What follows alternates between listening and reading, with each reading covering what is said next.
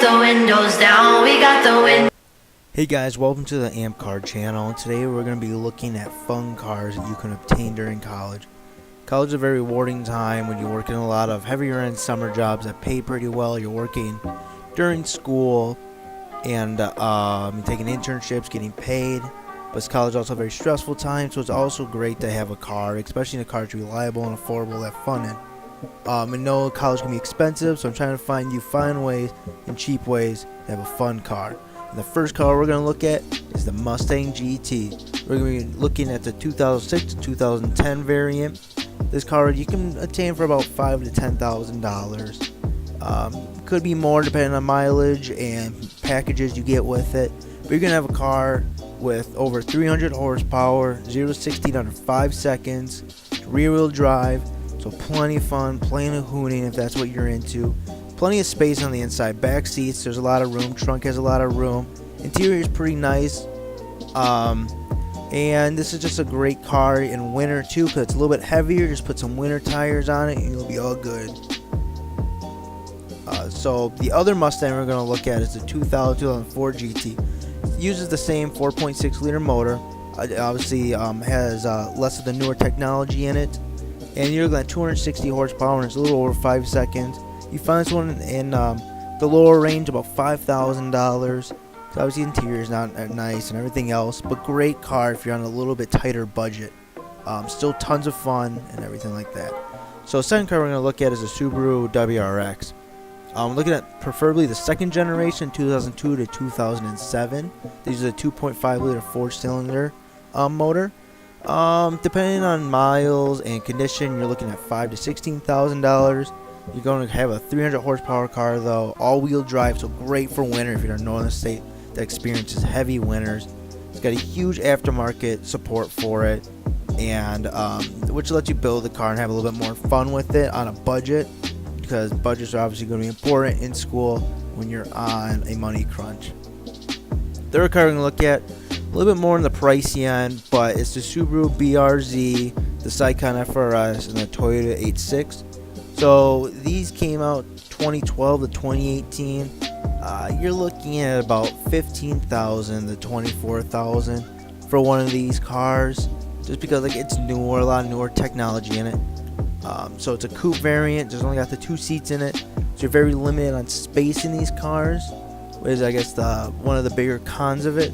But it's because it's only producing 200 horsepower and 205 pounds of torque. You can drive it year round. Just get some nice winter tires. You get a rear wheel drive car, so when it comes summer or it's a little bit rainy out, you can still slip around in it. Interior is super nice in this car though, very updated. 0 to 60 in the manual is about 6 seconds, automatics over 7, so I definitely recommend the manual variant for these cars. Our fourth car on the list is the Honda Civic Si. So it uses the 2-liter VTEC motor. I'm looking at the 2006 to 2011 cars.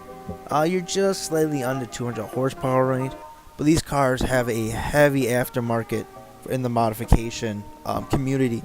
So very easy to get those numbers up if you want a quicker car. 0 to 60, you're still in the 6-second range, which is still pretty peppy, still a lot of fun.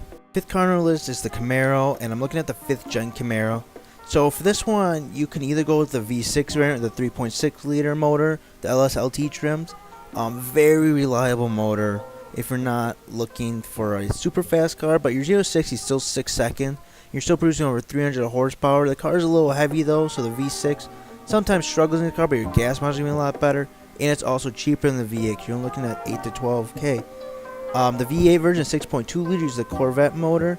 You're looking at 15 to 20 grand and 0 to 60 in about 4.6 seconds. Getting auto and manual in this car matters because it changes the engine type. So the next car on the list is the Mitsubishi Lancer, the 9th generation, so 2005 to 2008, 2-liter inline 4. This produces 287 horsepower. Very quick car, just under 5 seconds, 0 to 60. You can find one of these just because they have a really niche market for them, and they sort of got a fanboy base sort of around them. It increased the price on them to about $15,000 to $18,000. Still a reasonable price for these cars. They're all-wheel drive, so great winter cars. Huge aftermarket support, just like the Subarus. The next on our list is the Pontiac G8.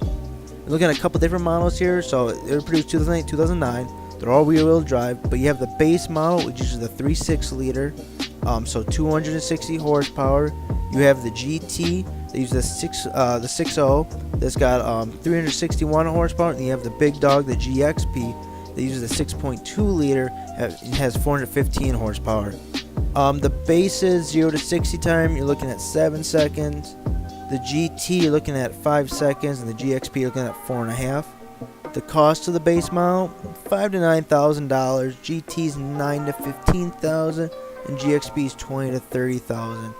Huge aftermarket support. These cars can become very quick just because it uses the LS series motor, which has a lot of modification potential to them. The last car on the list, the Hyundai Genesis Coupe, was produced 2008 to 2014.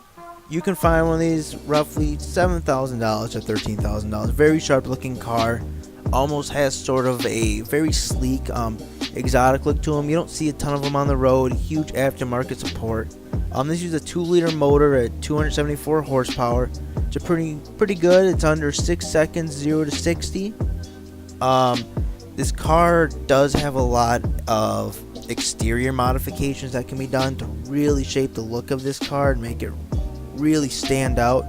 The interior is pretty nice. It's very roomy. Like I said, going with that coupe variant, so back seats really aren't a thing.